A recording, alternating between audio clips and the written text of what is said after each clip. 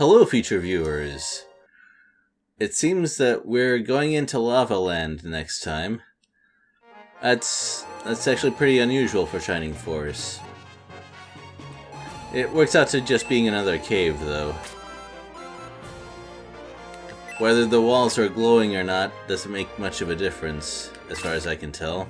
Great.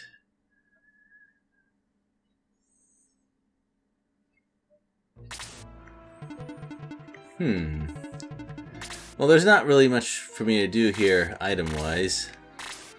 I've kind of worked everything out. Well,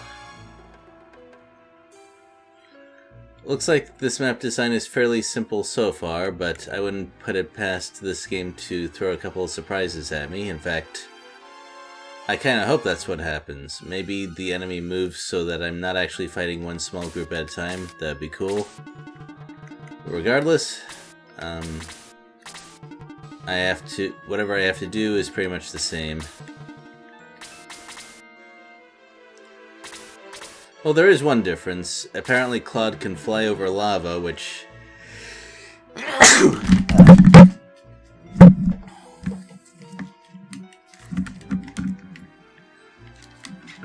Excuse me. That was quite a sneeze. Which, honestly, should cook that bird, but I guess I should be grateful that it doesn't.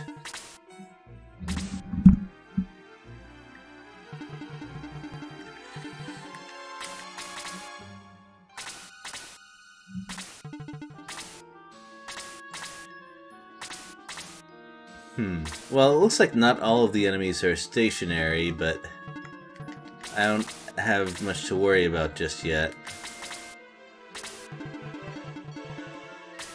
Okay, that actually makes things a little bit easier. Still, it does kind of inform me that enemies are going to be kind of active.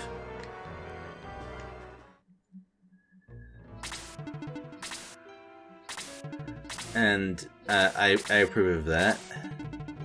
That's being active in an unexpected direction, though. So what level are my guys? Pretty much all level 4. Except for Slade, but obvious reasons.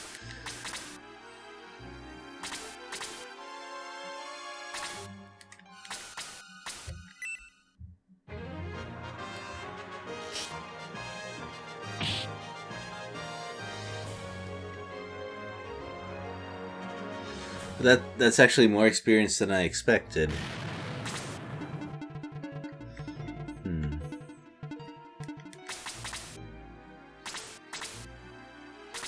Well, the Sorcerer could cast Freeze 2 on Claude from there.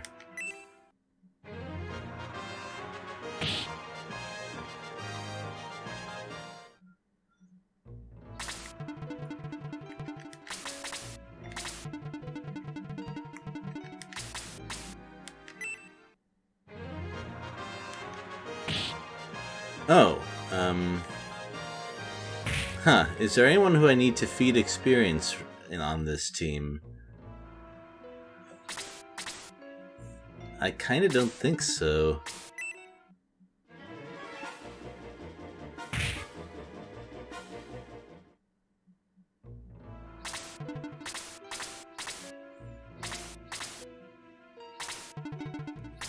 Still going backwards. That's a little odd.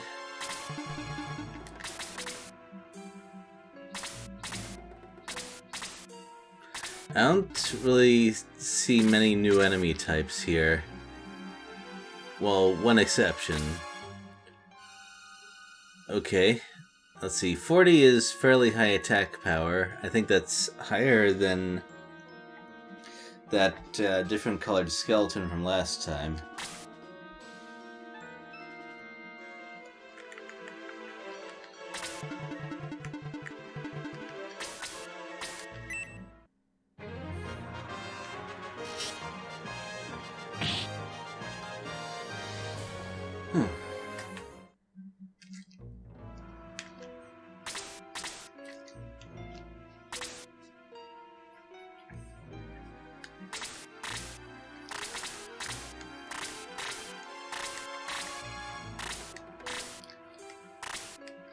Yeah, everyone seems to be doing fine.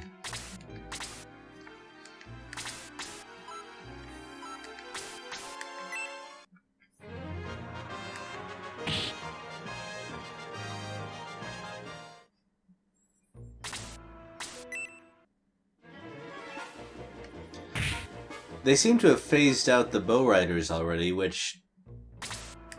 well, I think that makes the map easier, actually. Blocking off chokes like that is a lot more manageable when there aren't enemies who can shoot through it. Oh well. I'm sure that there will be other more annoying ranged enemies later.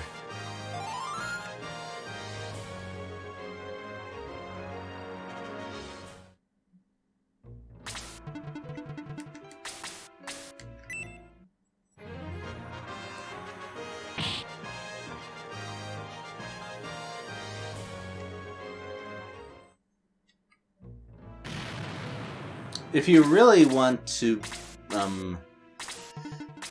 be very, how shall I say, particular about experience gains, if you want to get the absolute maximum, then what you want to do is raise someone's experience to around 90 something, and then get a kill on something with... oh, okay.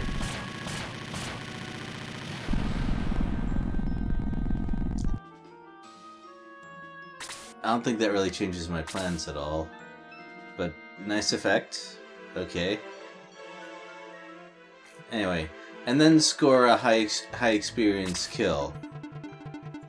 That kind of reduces the effect of experience drop off. That being said, you don't actually have to do that in Shining Force. Well, definitely not Book 1. Maybe the higher difficulties of Shining Force 3 might require that. I don't know. I haven't played that.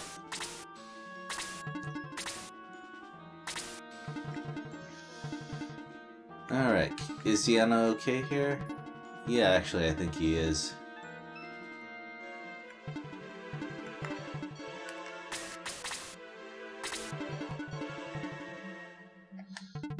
So Eric is fine. Jaha is fine. Claude is close enough to being fine.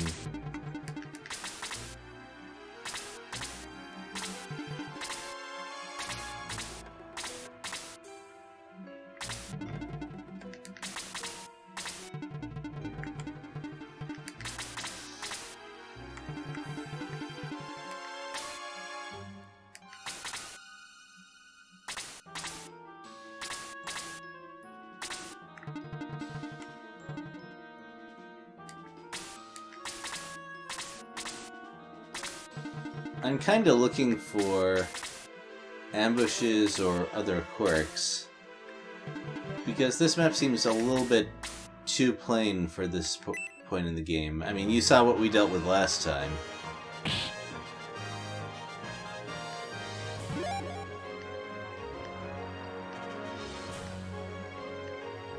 Okay, so remember that tactic I told you about? What I did there was pretty much the opposite. That kind of maximizes experience drop-off. You generally don't want your character to level up off a small amount of experience in this game. Although if you're playing Shining Force 1 without any kind of mods, then what I just did there was optimal, because extra experience doesn't carry over in that game.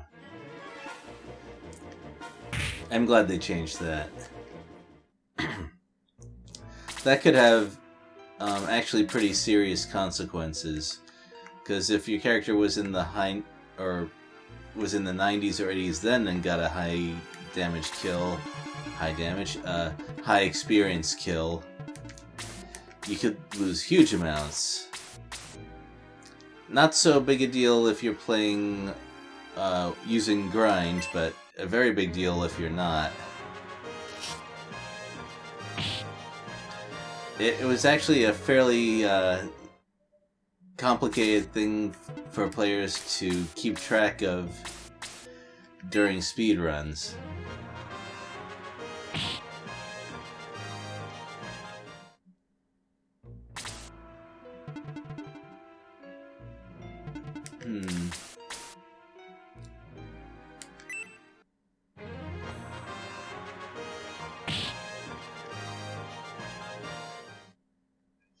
I know I talk about speedruns a lot. I just think they're really neat. They're neat, they're cool, and they can sometimes give a lot of information on how a game works.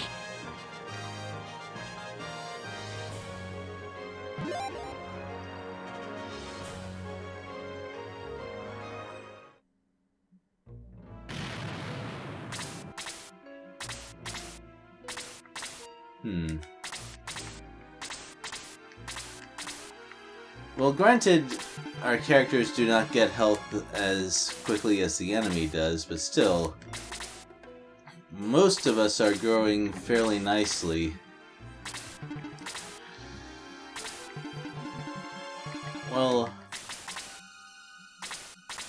actually, is that even true? How would I compare it to later games? I guess I won't know for sure until we get towards the end.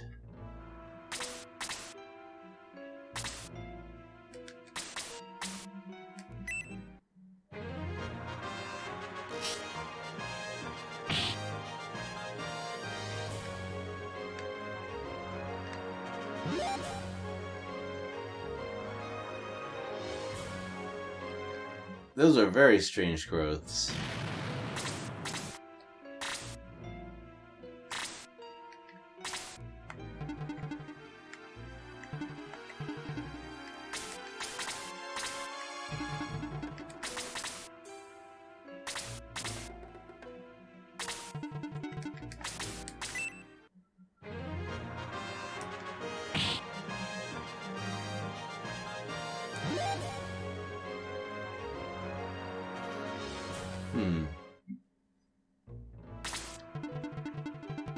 Yeah, I've been pretty quiet. I'm thinking about how the gimmick of this map could have been changed to be more interesting. For example, if there was incentives to reach certain parts of the map before a piece of road collapsed. That'd be cool. It would probably have to be more than just a treasure chest, because Claude could probably deal with that.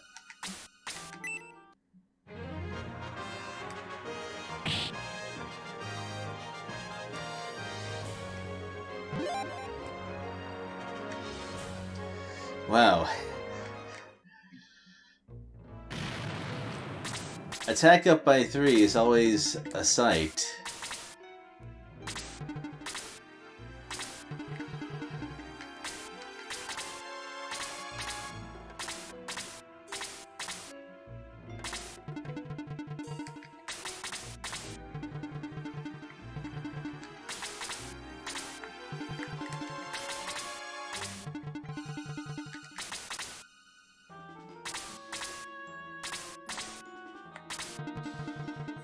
I'm thinking that for this battle, the battle summary video is gonna be a lot better than the full,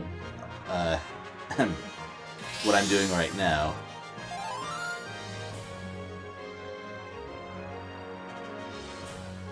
Oh, I have been thinking about what game to play next, between this book and the next book.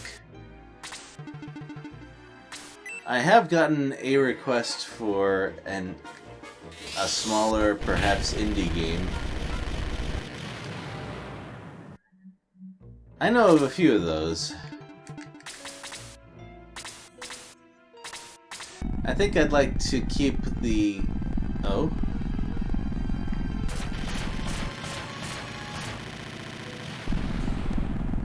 Well, okay.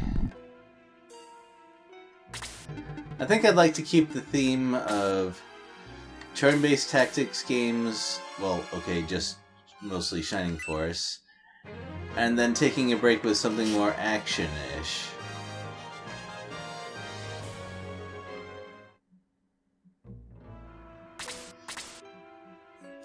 There's a couple of things that I have in mind for the ladder.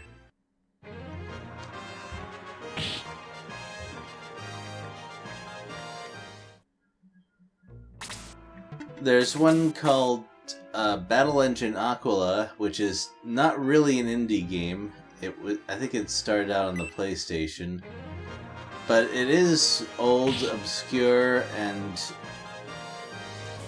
it has some unusual strengths and weaknesses.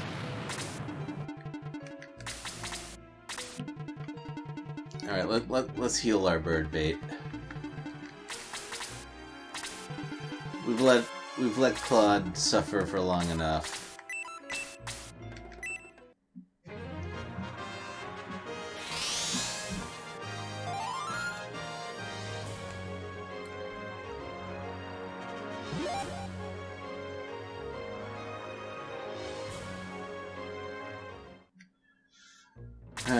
Unfortunately, Slade did not follow up on that promise of maybe gaining a whole bunch of attack after a few levels. It looked for a little while that he might, but no. Nope.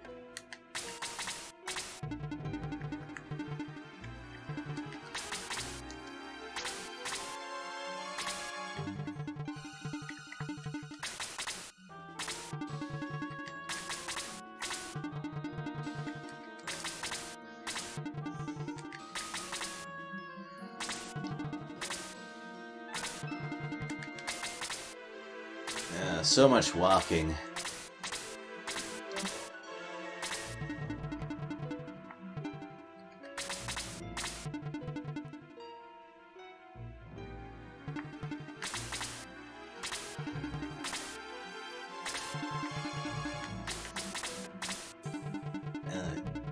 Even the music of this map is like, oh, something interesting might happen in the future, but not right now. That's this map personified.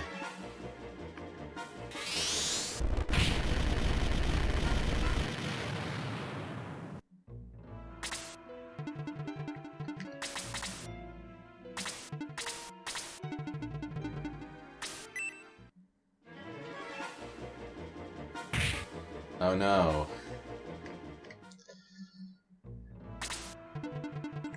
I'm trying to think of why things have kind of dropped off since the start of the game.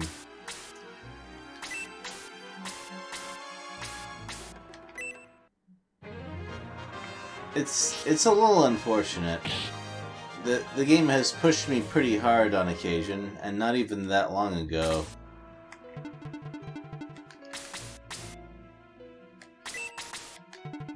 Anyone else level 4? Nope. Okay.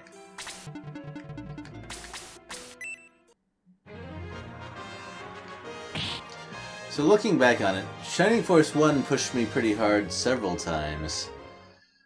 In the early game, and then things started to drop off, and then because I didn't understand promotion, things got pretty tough in the late game, which is fine. I approve of that. Shining Force 2 is fairly interesting to me. It's been a while since I played it, and when I did first play it, I was grinding. However, if I remember correctly, there were a lot of parts of the game where enemies hit really hard.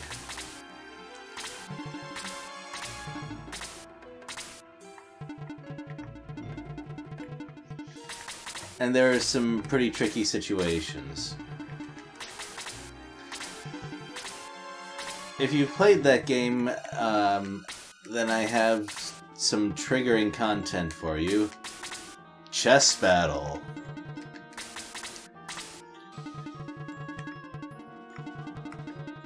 You remember the chess battle.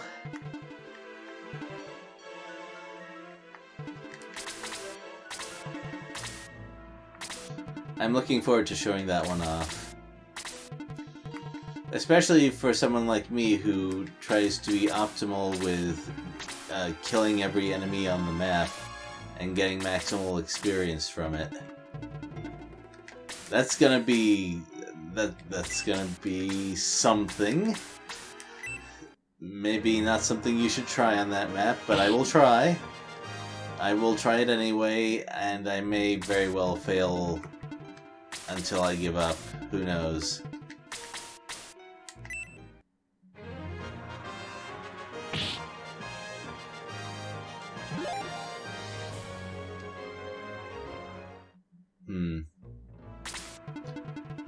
Yeah, I think Slade is done on this map. He would probably get killed by the Gold Pegasus in one hit. And I don't especially need the healing right now. That on its own says something. That does not speak well of this map. Let's see, I don't see any enemy offensive magic, so I can pretty much move however I want now. Wait, did he just cast Heal 1 on himself? That's odd. That is a... I do not understand.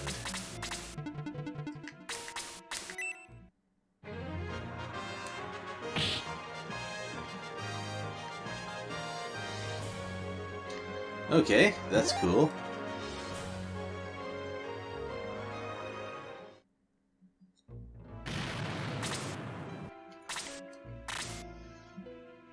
I don't think Slade is ever going to get it, but still, for when I get a healer that I intend to hold on to, that'll be pretty nice.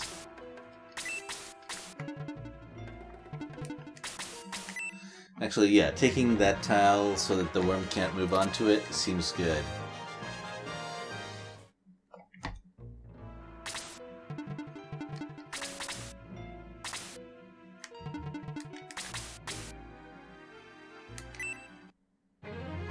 I also want the final enemy to move on to a tile that everyone can easily attack, ideally. I guess that'll do. Although, why didn't it attack me? It's not like I'm far away from it. It's not like I'm not fighting its, the things that were next to it. That is weird.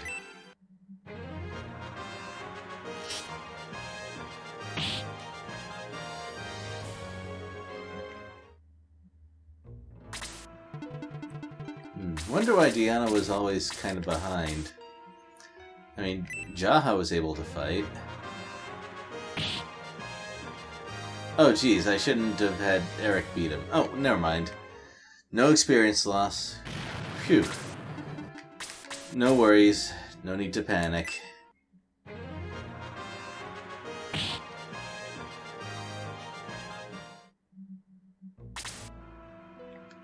Dang, actually everyone's reaching level 6.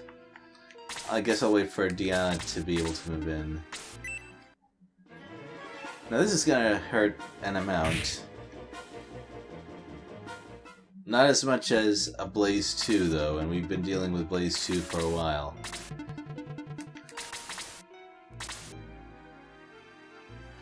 Who needs it more? Yeah, Diana definitely needs it more. No, no, no. There we go. Just don't miss. Don't do this to me. Okay, there we go. There was no question about Diana doing enough damage. That has not been a problem for him. And I figured he was...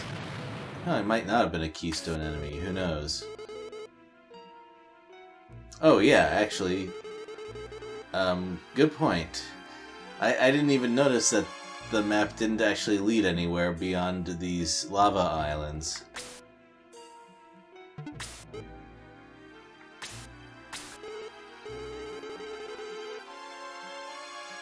Oh, I thought it was coming from the ground. That would make no sense. That would mean that people or things were digging through lava.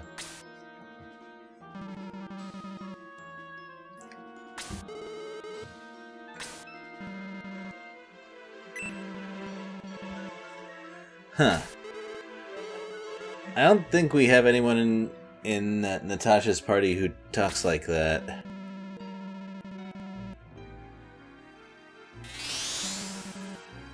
Is it a magic rope?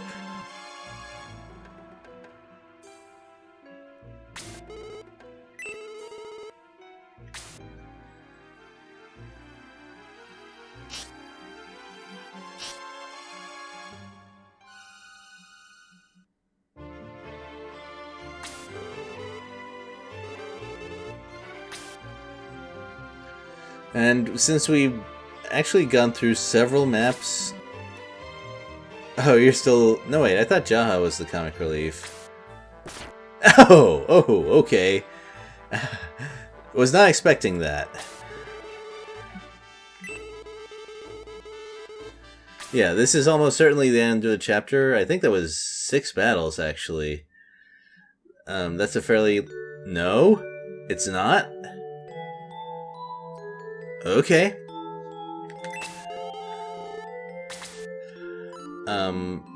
I guess there's more. Well, we'll find out what the United Party has to deal with next time. And I'll probably also tweak the party.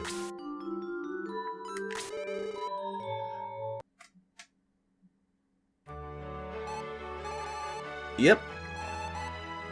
Well, later everyone. See you next time.